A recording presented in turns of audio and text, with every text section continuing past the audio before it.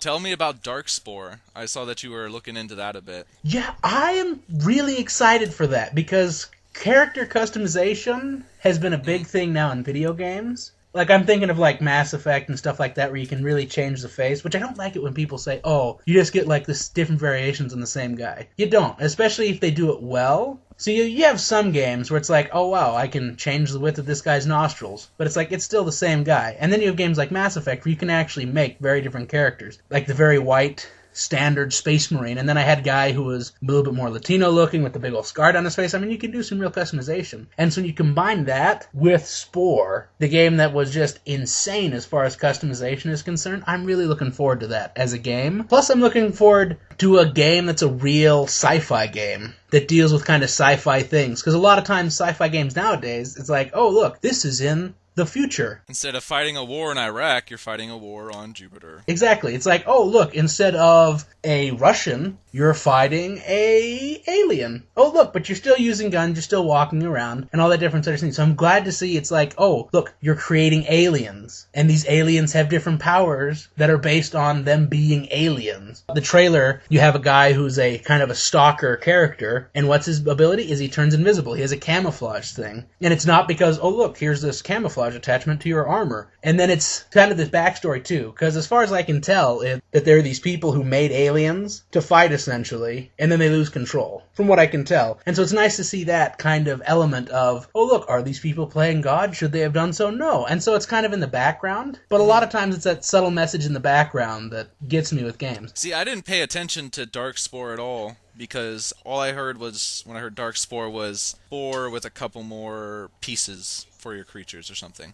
I didn't know this was going to be like an adventure kind of thing, like a D2 kind of thing where you walk around and you fight things and you get loot. Honestly, that's what's drawn me to it, because Spore was a great game, and it was interesting to deal with those different elements, like the monster creation, the alien creation, exploring the galaxy. But the thing is, its lack of an overarching storyline, which, I mean, yes, there is that thing where there's that alien race in the center of the galaxy. Yeah, no, you're not selling me on that. Yeah, that's not an overarching story. It's just essentially, it's like, okay, hey, look, you've beat the game, now here's a playground. But they try to make it feel like the playground actually is a structured game, and it isn't. Yeah, no, I mean, you could waste 10 years of your life playing Spore and building up one species and then eventually take out the Ubered species.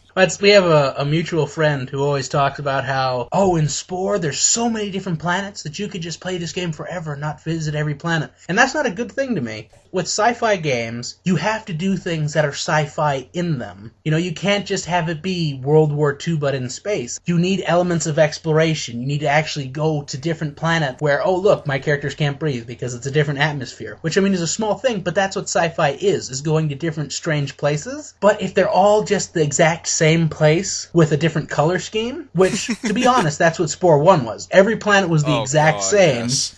Except for some were blue and red, and some were blue and white, and some were green and red, and some don't were forget about the purple blue and green. Ones. Oh yeah, the purple ones. Oh my gosh, what an exotic locale. Oh wait, when you get to the planet, it's the exact same aliens, the exact same plants, the exact same ships, even. I mean, okay, you can do online, but then you end up with a whole bunch of stupid stuff. You see a bunch of walking penises. Yeah, exactly. It's like, and I don't want to go to the planet of the dicks and have the dicktars come up and be like, hello, welcome to our planet. Let's rub up against you because that is the welcoming of our people. It's like, no, I don't want to do that because people online are idiots. The Otzi, the guy who does Zero Punctuation, I love the way he put it. It's like, oh, I can't blame games for having a world creation scheme because it's difficult to create all these tools for people to create things with. And inevitably just draw dicks with.